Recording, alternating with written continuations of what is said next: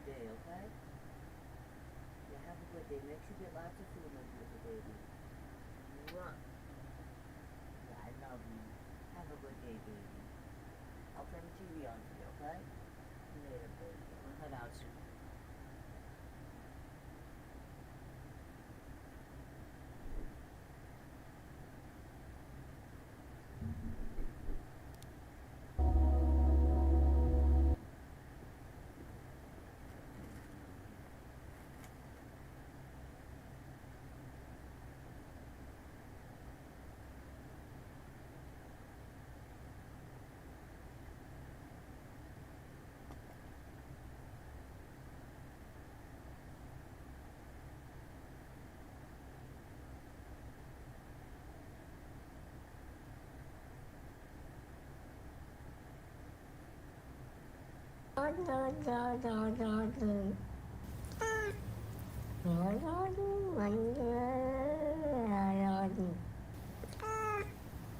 In Once Human's new snowy scenario, the most important thing is teamwork.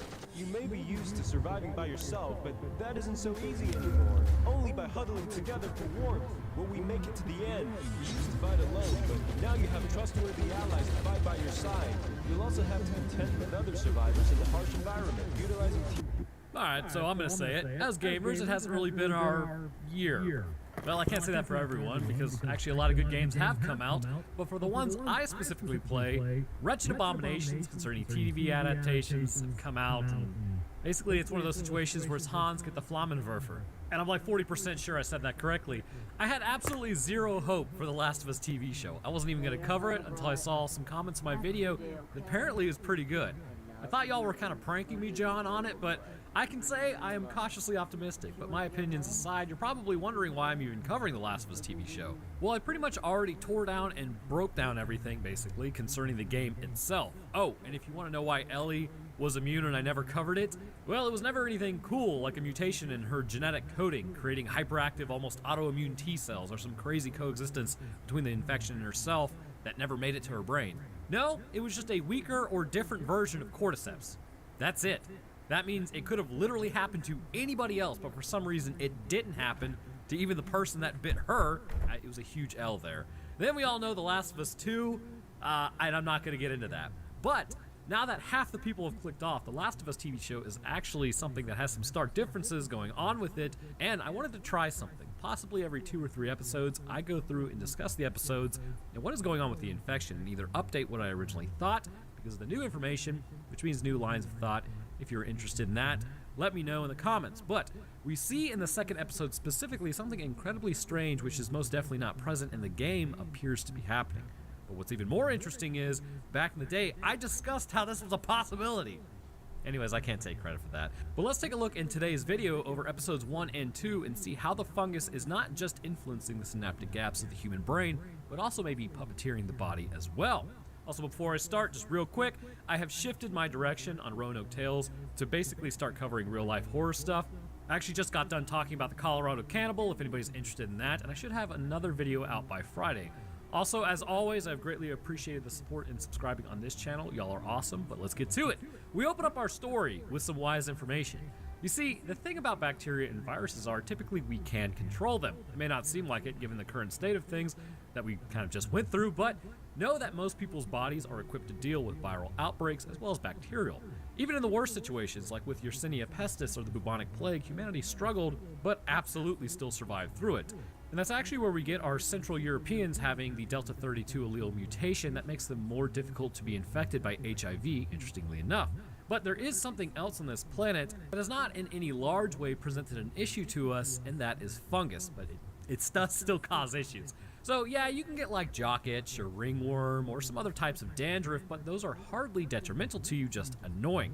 There is a type of mold that you actually can get in your lungs, which can lead to a lifelong chronic infection known as aspergillosis mold, which requires you to be on antifungal tablets the rest of your life, but it is still treatable. But pay attention to that. If mold gets into your lungs and your body isn't ready to combat it, there's not really much of a way in terms of treatment that can be done to clear your infection. Well, one doctor talks about how bacteria and viruses are the real pandemics, another talks about how fungi are actually the real threat.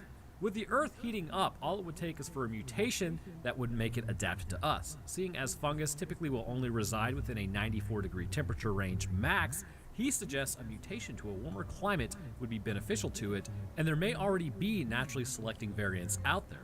So now the question becomes, and I'm presenting this to you, what do we do? Do we cover the differences between the TV and the game, or just assume they are the same? Well, prepare to hear the sultry sounds of my grating voice, because here we go. We're talking about the actual episode, if you've never played the game before, because, I mean, who knows? Not everybody's played The Last of Us, and if you haven't, highly recommend it. Just don't play The Last of Us 2, that's all I'm saying.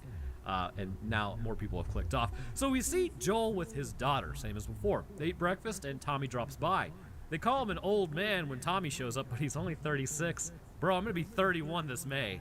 Absolute pain. They talk about working concrete, which I also used to do.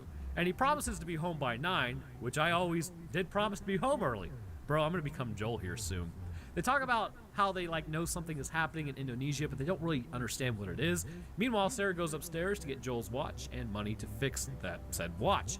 Walking outside, Joel and Sarah talk to their neighbor before heading out. At school, they talk about dangling participles and predicates, and I'm gonna be 100% honest with you, I always thought that was just a way to secure an English teacher's job. Being out in the real world, I have never once heard anyone break down the structure of a sentence. I feel robbed of my time. But as she sits there, the guy next to her begins fidgeting, indicating, something odd is happening. Heading outside, she gets on the metro bus to head into town. So as they're driving through, they focus on one building that they drive. I don't really get why they focused on this area. I watched this shot several times, and it just doesn't make any sense. It baffles me, really. So if you see something that I'm not seeing, actually tell me in the comments, because I don't know what they did this shot for. Getting dropped off, she heads over to a clock shop. While there, however, cops and firefighters drive by as the guy remarks how that's been happening all day. His wife comes in, at least I think it's his wife, and she says that they are closing now as something is going on. She tells Sarah to go home and then boots her outside. Heading over to the neighbor's house, she asks if everything's okay, to which the neighbor says everything is always going wrong, which is true. It's an absolute cesspit out there. Then we get the ultimate betrayal. As they go to make cookies, Sarah says they should make chocolate chip, but the neighbor says they're making raisin. Bro, I don't care who you are or how infected you are, raisins don't belong on cookies, and I will die on that hill. So as Sarah goes to do her homework, Grandma's sitting in the background just kind of zoned out, but as Sarah goes to look at the movies, Grandma begins fidgeting hardcore. So Sarah nopes out of there, but she sees the dog is acting a little strange looking at Grandma. No thanks. Heading outside, jets fly overhead, which at this point, you think an alarm would be raised if they're sending jets. Meanwhile, at 10 p.m., Joel finally gets home. Sarah gives him the present, which will be something he keeps until a buff chick from Seattle gets a Joel in one in the dumbest way possible. So, they watch the movie as Tommy calls Joel from prison. Tommy stepped in and stopped a dude from attacking a waitress, but